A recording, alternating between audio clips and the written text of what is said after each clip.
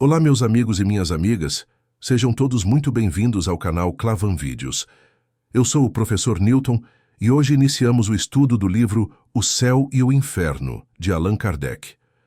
Estamos na primeira parte, capítulo 1, cujo tema é O Futuro e o Nada. Este capítulo é bastante extenso, por isso precisaremos dividi-lo em várias partes, para estudar com calma e aproveitar cada reflexão sem pressa. Na aula de hoje, vamos trabalhar os 4 primeiros itens. Prepare-se. Vamos refletir sobre questões fundamentais da vida, da morte e do destino da alma. Leitura do item 1. Nós vivemos, nós pensamos, nós agimos. Eis o que é positivo. E nós morremos, o que não é menos certo. Mas, ao deixar a terra para onde vamos, no que nos transformamos, estaremos melhor ou pior? Seremos ainda nós mesmos ou não mais o seremos? Ser ou não ser, essa é a alternativa. Ser para todo o sempre ou nunca mais ser. Tudo ou nada. Viveremos eternamente ou tudo estará acabado para sempre? Vale a pena pensarmos em tudo isso?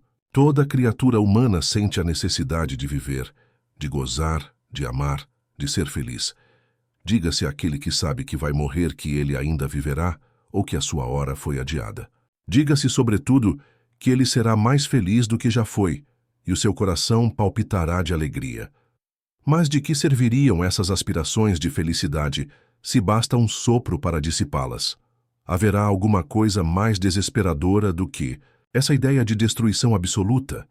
Sagradas afeições, inteligência, progresso, saber laboriosamente adquirido, tudo seria destruído, tudo estaria perdido. Que necessidade teríamos de esforçar-nos para ser melhores, de nos constrangermos na repressão das paixões, de nos fatigar no aprimoramento do espírito, se de tudo isso não iremos colher nenhum fruto? E, sobretudo, diante da ideia de que amanhã talvez tudo isso não nos sirva para nada? Mas se assim fosse, a sorte do homem seria 100 vezes pior que a do bruto, porque este vive inteiramente no presente, na plena satisfação de seus apetites materiais, nada aspirando para o futuro. Uma secreta intuição nos diz que isso é absurdo. A análise do item 1, Kardec, nos apresenta o dilema fundamental: ser ou não ser. Se a vida terminasse no nada, todo o esforço humano seria inútil. Mas a intuição humana da eternidade nos mostra que algo além da morte existe. O coração humano rejeita o nada e busca significado. Leitura do item 2. Acreditando que o fim de tudo é o nada, o homem concentra forçosamente todo o seu pensamento na vida presente. Com efeito, não seria lógico preocupar-se com um futuro que não se espera. Essa preocupação exclusiva com o presente o leva naturalmente a pensar em si antes de tudo. É, portanto, o mais poderoso estimulante do egoísmo e a incredulidade. É consequente consigo mesma quando chega a esta conclusão: gozemos enquanto vivemos, gozemos o mais possível, desde que após a morte tudo está acabado, gozemos logo, pois não sabemos quanto tempo isso vai durar. E também quando chega a esta outra conclusão, bastante grave para a sociedade: gozemos de qualquer maneira, cada qual por si, que a felicidade neste mundo cabe sempre ao mais esperto. Se o respeito humano consegue deter alguns, que freio poderia segurar aqueles que nada têm? Eles dizem que a lei humana só protege os mal-intencionados, e por isso aplicam todo o seu talento aos meios de fraudá-la. Se existe uma doutrina malsã e antissocial, é seguramente essa do nada, pois que rompe os verdadeiros laços da sociedade e da fraternidade, fundamentos das relações sociais. Análise do item 2A, crença no nada, leva ao egoísmo e à destruição da moral social. Sem a perspectiva da vida futura, o homem pensa apenas em satisfazer seus desejos imediatos. Kardec alerta que essa doutrina rompe os laços da fraternidade e da justiça. Leitura do item 3.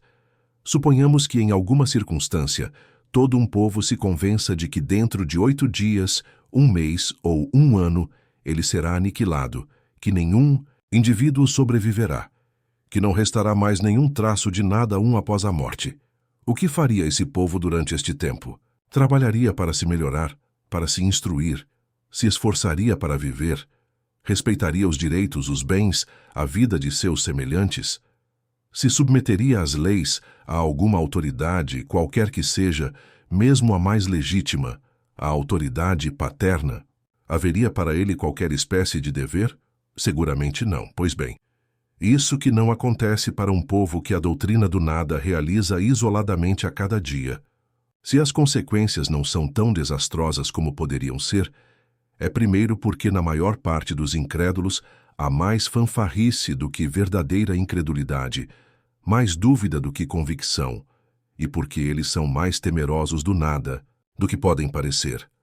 O epíteto de espírito forte alerta-lhes o amor próprio. Em segundo lugar, os verdadeiros incrédulos constituem uma ínfima minoria, que sofrem a contragosto a pressão da opinião contrária e são contidos pelas forças sociais.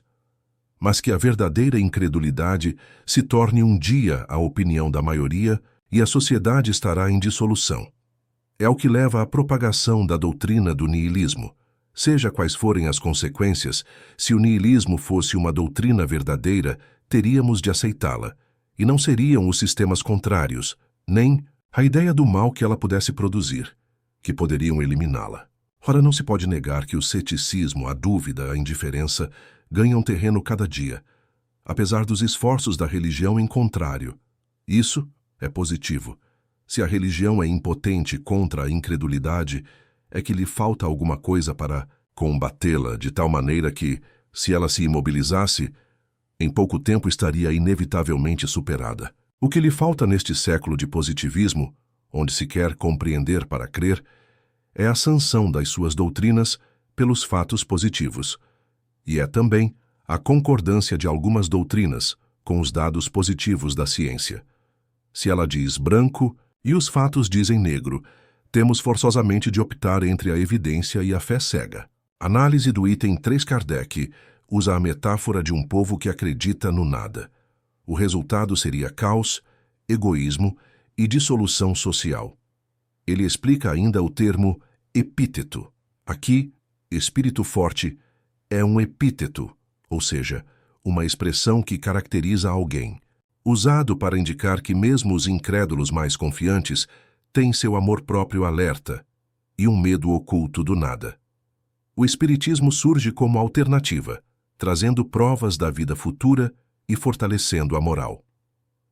Leitura do item 4.